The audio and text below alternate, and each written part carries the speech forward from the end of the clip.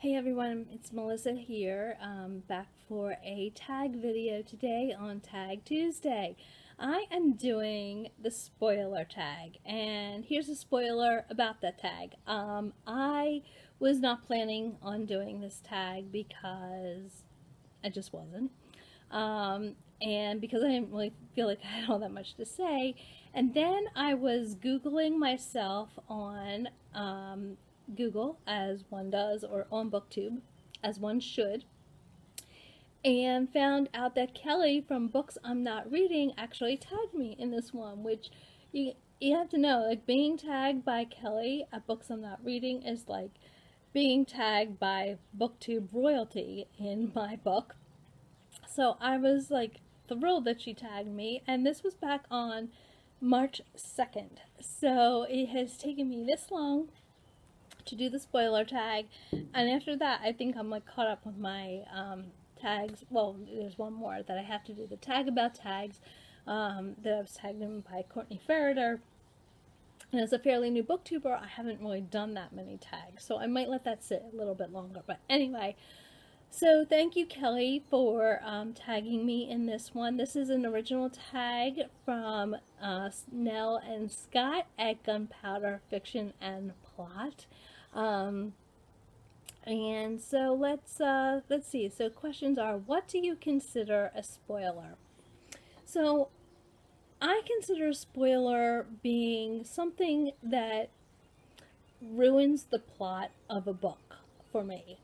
Some piece of information, some anecdote, some fact that will give away what the book is about.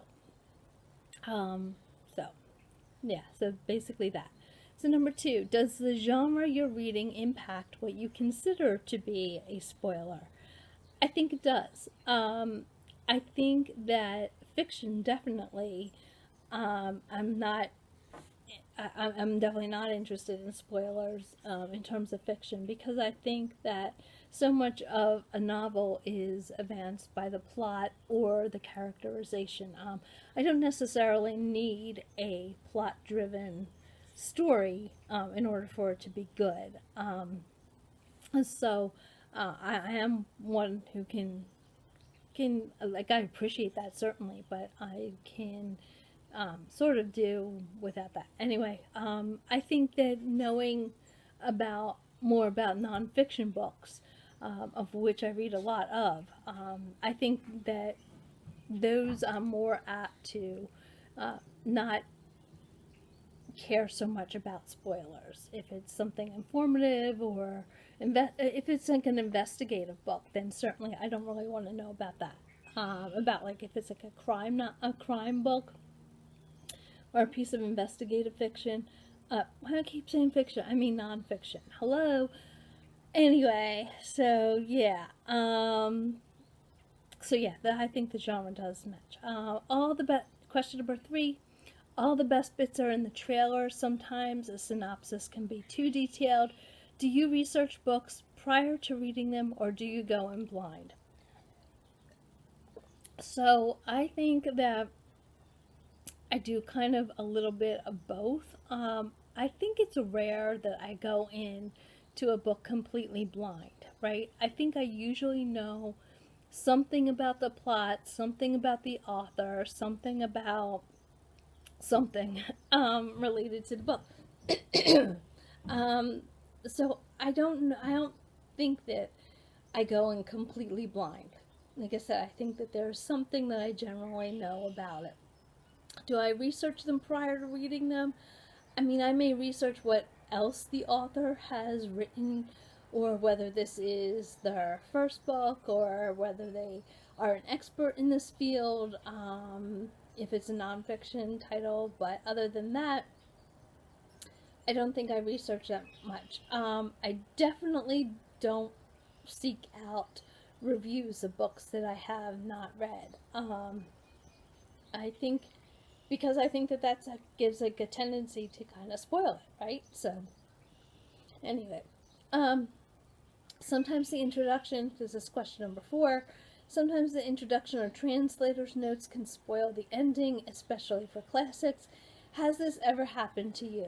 I want to say probably, but I can't really remember a specific instance where this occurred. So, um, number 5, name a time somebody spoiled a novel for you.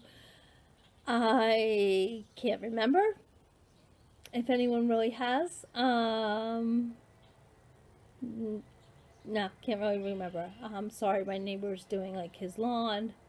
This is a neighbor who like loves doing his lawn. Like all the time. Have you ever spoiled a novel for somebody else? I hope I haven't. I hope I haven't.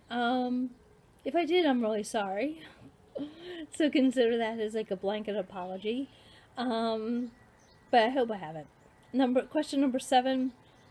If spoilers ruin novels, are there some authors or genres you can't reread? Oh my god, this is fucking annoying. Is this not fucking annoying? Like, shut the fuck up. I'm gonna pause this. I'm gonna try to get the rest of these questions in between my neighbor doing his lawn. Anyway, which again, it's March 27th. Like, what the hell? Like, what kind of a lawn how much lawn mowing do you need to do? Question number 7. If there are... Okay, let's try this again. Question number 7. If spoilers ruin novels, are there some authors or genres you can't reread? I don't think so. I never really thought about it like that, but I don't think so.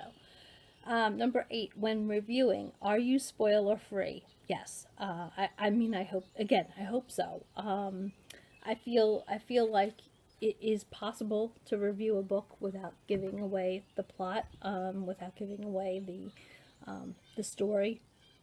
So yeah, so I hope that I'm spoiler free, and I hope that people would tell me if I'm not, if if I gave away too much information. But I don't even, like, on Goodreads, where you can block part of the review if it's a spoiler. Like, I don't even do that. So I try not to. Does this limit your ability to discuss? I don't think so. I've been reviewing books on my blog for 12 years. I've reviewed professionally on a freelance basis, and I don't think that I can't think of a time when it has really limited my ability to discuss. Number 9, shout out. Tell us about 5 channels you enjoy, and then tag them. So I am going to go with Gina Stanier.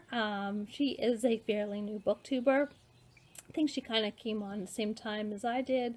I've been really enjoying her channel. That's something that I have been doing, I should say, is that every night when I watch booktube, I have been trying to watch a new to me booktuber, at least one video by them, because what I tend to do is, like, in shout outs like this, or in booktubers that I like, or whatever, on people's videos, I will subscribe. Like, if someone I like recommends somebody, I will subscribe, like, automatically, and then sometimes I don't get to watch those videos on a real, like, timely basis, which I kind of feel bad for. So I'm kind of making a rule for myself to watch a new booktuber every time that I sit down and watch them. So anyway, so Gina Stanier is definitely somebody who I've really been enjoying and connecting with.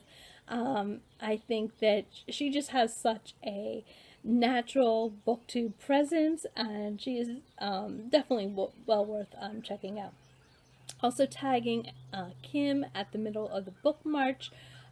Really enjoy her channel too, and what she brings to booktube. We have a lot of similar tastes, and so I really like her style as well. Scott and Becky, the Bookish Brians, simply because they have tagged me into tags already, and I think that I should tag them in one. Again, all of you may have done this tag already. I mean, you probably have, because it's been going around for a little while, but I'm tagging you anyway because I like you guys. Also, 4th person I want to tag is Karen Evans. I always watch Karen's videos whenever they come up. I think that she is just such a bright personality. I enjoy her vlogs. I enjoy her when she's cooking. So, and we also have very similar tastes in books too. So shout out to Karen Evans. And finally, I want to shout out Melissa at Fully Booked, because I enjoy her videos as well. I think that she's very soft spoken and has a great presence that I enjoy. So anyways, that's the spoiler tag.